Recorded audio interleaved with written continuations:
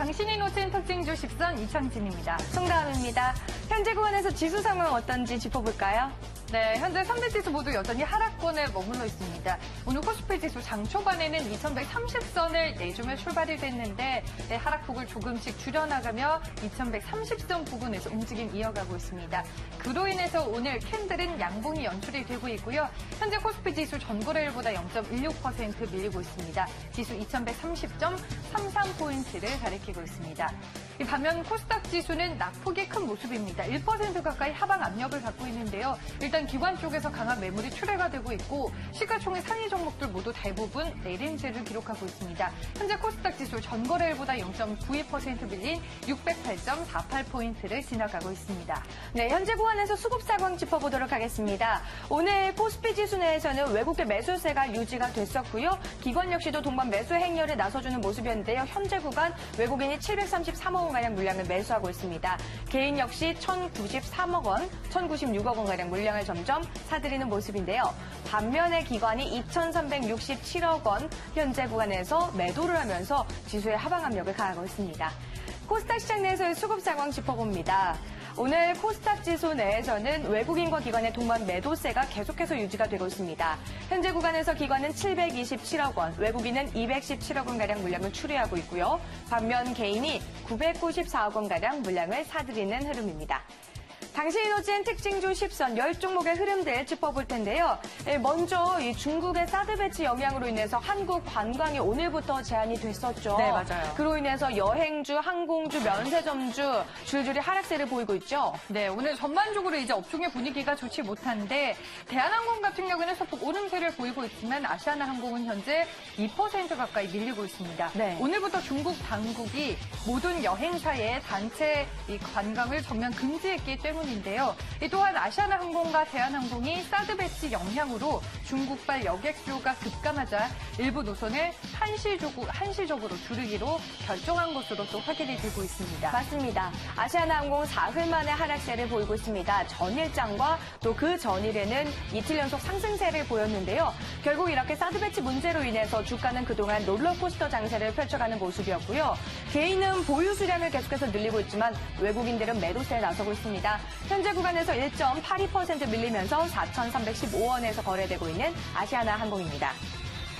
금융주에 이어서 이 오로라의 흐름 살펴보도록 할 텐데요. 오로라의 4분기 매출이 역대 최대 수준을 기록할 것이다라는 전망에 강세를 보이고 있습니다. 오로라 아무래도 이 아이들의 장난감을 매출하는 그 종목인데요. 매출의 약 60%를 차지하고 있는 미국 시장의 성장, 그리고 또 토이플러스의 크리스마스 성수기 효과, 카카오 프렌즈 캐릭터 완구 제품 판매 호조 덕분으로 풀이가 되고 있습니다.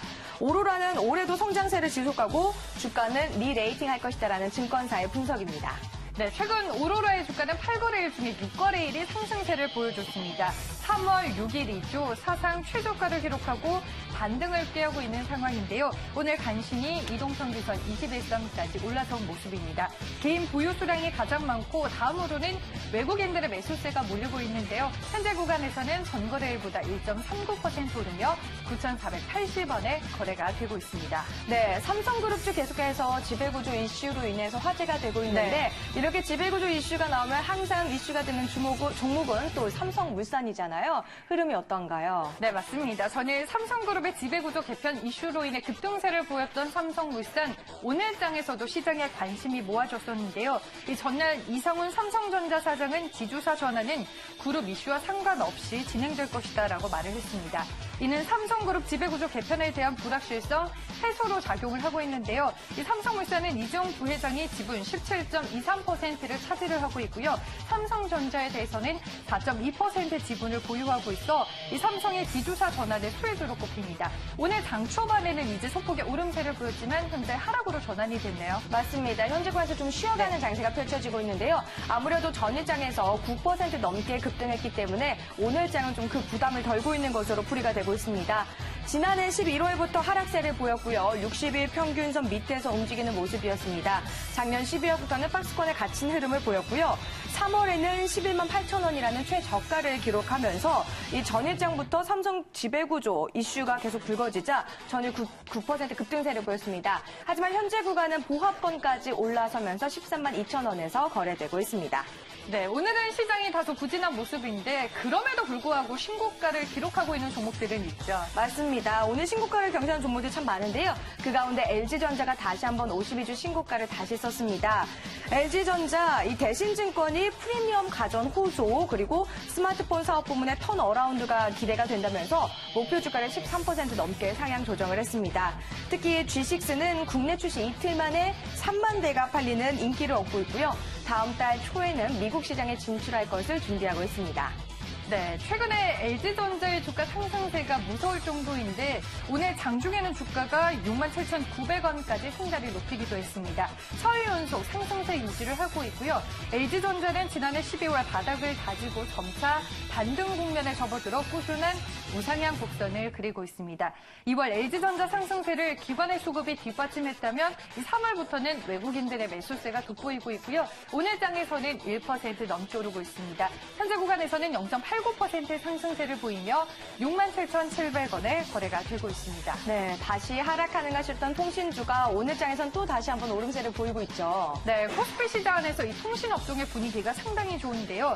SK텔레콤은 총 합계 11조 원에 달하는 대규모 투자 계획을 밝힘에 따라 미래 성장 동력이 구체화되고 있습니다. CEO 교체에 함께 M&A 위주의 경영 전략 변화 그리고 SK 플랜의 정상화, 연결 실적 개선, 마지막으로 지배구조 개편 등의 기대감이 주가에 긍정적으로 작용할 것으로 전망이 되고 있습니다. 네, 외국계 매수세에 힘입어서 SK텔레콤 이틀째 오름세를 보여주고 있습니다. 계속해서 실적을 공개했던 2월 3일 바닥을 다졌고요. 점차 외국계 매수세 반등을 시도하고 있습니다. 지지부진했지만 상단은 조금씩 높여가고 있고요. 방어주로서 통신주가 부각을 받자 3월부터 강한 상승세가 유지가 되고 있습니다. SK텔레콤 전일장보다 4.68% 오릅니다. 25만 7천 원에서 거래되고 있습니다.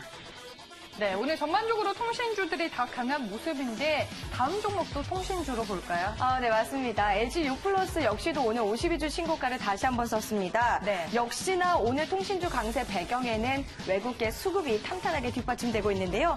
통신주는 이 외국계 매수세에 힘입어서 2월을 기점으로 주가 큰 폭의 상승세를 보였고요. 사드 영향을 크게 받지 않아서 방어주로서 매력이 부각된 상태인데다가 1분기 양호한 실적도 기대가 되고 있습니다.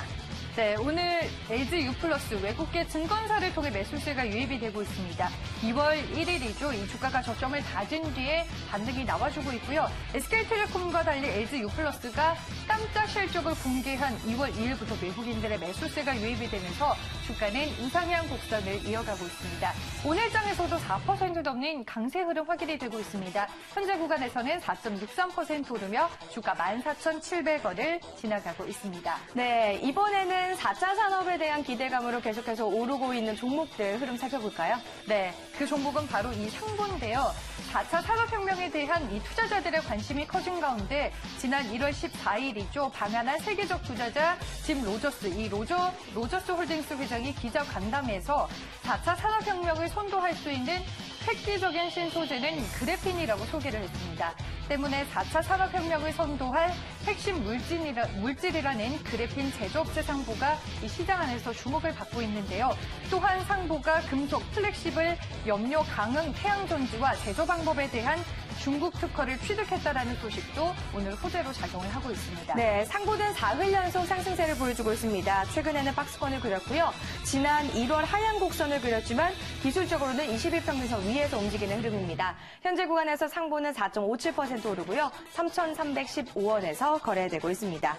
이어서 살펴볼 종목은 IM입니다. IM 역시 4차 산업 육성에 대한 기대감으로 투자자들의 주목을 받고 있는데요. 네. IM은 삼성전자와 현재 거래를 하는 업체로 증강현실 기술에 적용할 수 있는 레이저 피코 프로젝터 모듈을 보유하고 있습니다. 이뿐만 아니라 자동차 관련 전장 부품 개발 등 신규 사업을 진행하고 있고요. 산업통상자원부는 지난 1일이죠. 4차 산업혁명 기술을 활용한 이러닝 산업을 적극 육성하겠다고 밝히면서 IM이 그 수혜주로 또 꼽히고 있습니다. 네, IM의 주가 오늘 사흘 연속 상승세를 보여주고 있습니다. 이 반등을 노리고 있는 상황인데요. 3월 7일 주가 10% 넘게 폭락을 했지만 이 지난해 영업 손실이 109억 원으로 이 적자 전환했다라는 소식이 악재로 작용을 하는 모습이었습니다. 기술적으로는 오늘 20일, 60일 그리고 121선까지 평균선에 가까워지고 있는 흐름이고요. 현재 구간에서는 4% 넘게 오르며 3,890원을 지나가고 있습니다. 네, 당신이 놓친 특징주 10선 함께하고 계십니다. 그 가운데 놓친 종목은 없는지 하나하나 저희가 짚어드리고 있는데요. 다음으로 살펴볼 종목은 뭔가요? 네, 이번에 볼 종목은 동아소시오홀딩스 그리고 동아ST입니다. 동아소시오홀딩스가 전날 검찰 압수수색을 받았다라는 소식이 전해지면서 주가 이틀째 약세 흐름이 연출이 되고 있습니다. 부산지검 동부지청 형사 3부는 전일 서울 용두동 동아제약 사옥을 불법 리베이트 혐의로 압수수색을 했는데요. 압수수색 대상은 현재 지주사 동아소시오홀딩스와 동아제약 그리고 전문의약품 제조사인 동아ST인 것으로 알려지고 있습니다. 네, 동아소시오홀딩스 4흘 연속 내림세를 보이고 있습니다. 장중에는 11만 6,500원까지 주가가 하락하면서 52주 신저가를 기록한 모습입니다. 낙폭은 점점 커지는 상황이었지만 현재 구간선 조금씩 줄어들고 있고요. 전문의약품 제조사 동아ST 역시도 이틀째 하락하고 있습니다. 동아소시홀딩스 현재 구간에서 전일장보다 2% 넘게 빠지고 있고요. 동아ST는 6.05% 밀리면서 88,500원에서 거래되고 있습니다.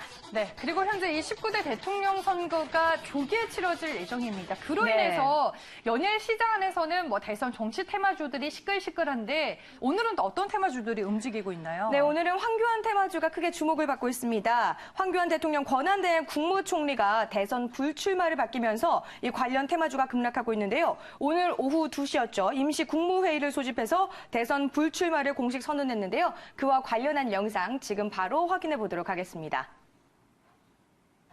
안정적 국정 관리를 미루거나 소홀히 해서는 안 된다는 결론에 이르렀고 국정 안정과 공정한 대선 관리를 위해서 제가 대선에 출마하는 것은 적절하지 않다고 판단하였습니다. 네, 결국에는 이 황교안 대통령 권한대행 국무총리가 불출마 선언을 하게 됐는데 그로 인해서 보시는 것처럼 오늘 관련주들 시장 안에서 동반 급락세가 연출이 되고 있습니다. 네. 인터넷 같은 경우에는 결국에는 하한가로 내려앉게 됐고요. 국외신독은 현재 구간 19%대로 밀리고 있습니다. 그와 더불어서 디펜스 종목이 현재 13%대의 하방 압력을 받고 있고요. 갤럭시와 SM도 현재 구간 주가 4.71% 밀리고 있습니다. JT 같은 경우에는 1.59%의 하락세를 보이며 3,415원에 거래가 되고 있습니다. 네, 당신이 놓친 특징주 10선 10종목의 흐름 모두 다 짚어봤는데요. 전화 연결을 통해서 놓친 종목은 없는지 조금 더 주목해야 할 종목은 무엇인지 확인해 보도록 하겠습니다.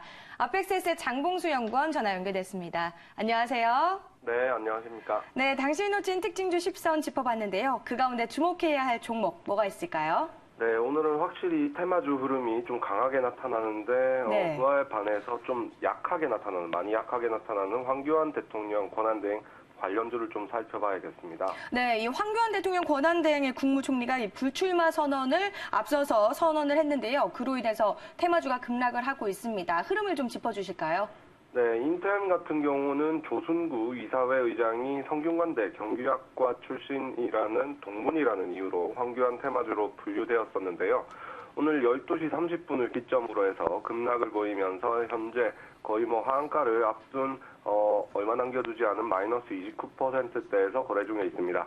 특징적으로 봤을 때 지난 11월 말 이후에 황교안 테마주 편입 이후죠. 그때 이후로 상승 흐름을 보이는 동안 주가의 상승과 하락을 반복하는 과정 중에 거래량 변화를 보게 되면 상승과 조정권력에 크게 상관이 없이 대량 거래량이 수반된다는 점이 특징적이었습니다.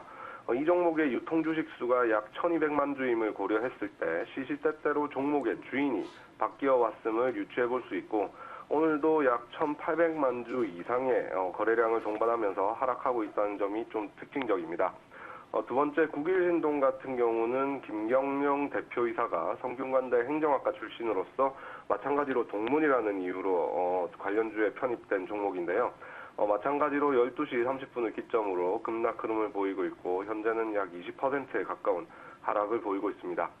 디젠스의 경우에는 법무법인 태평양 출신의 사회이사가 있다는 이유로 테마주로 분류가 되었는데요. 마찬가지로 현재 약 13%의 하락을 보이고 있는데 이외에도 관련주로 연결이 되어 있는 인포뱅크나 이루온이나 솔고바이오 같은 경우에는 별다른 움직임이 없습니다. 그래서 오늘 급락을 보이는 순서대로 그동안 개인들이 실질적으로 황교안 테마주로서의 인식을 가지고 많은 관심을 보이며 매수했었던 종목이 아닌가 생각을 하고 있습니다.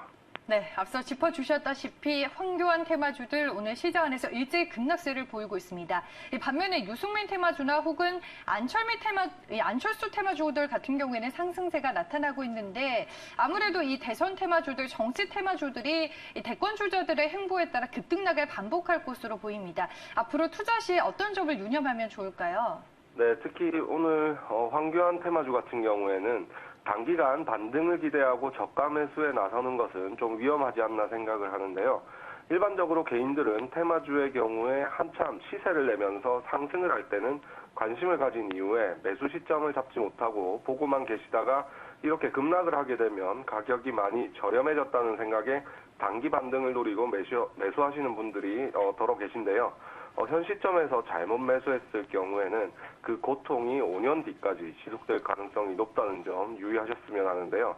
더더욱이 대통령 선거가 5년마다 한 번씩 있고 올해 대선 테마에 속했던 종목이 다음 대선 테마에 속한다는 보장도 없기 때문에 당장의 눈앞의 욕심보다는 예상대로 주가가 움직여주지 않았을 경우를 떠올려보고 투자 판단을 하셨으면 하는 마음이고요.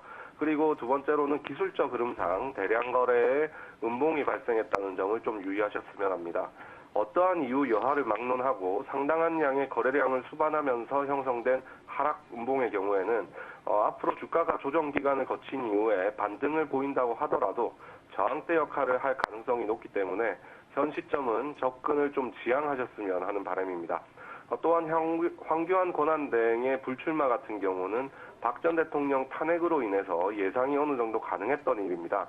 따라서 어제 이전의 시점에서 보유하신 분들 중에서 당장은 손실을 보고 계셨더라도 그 상태에서 매도를 하셨어야 했음이 마땅하고요.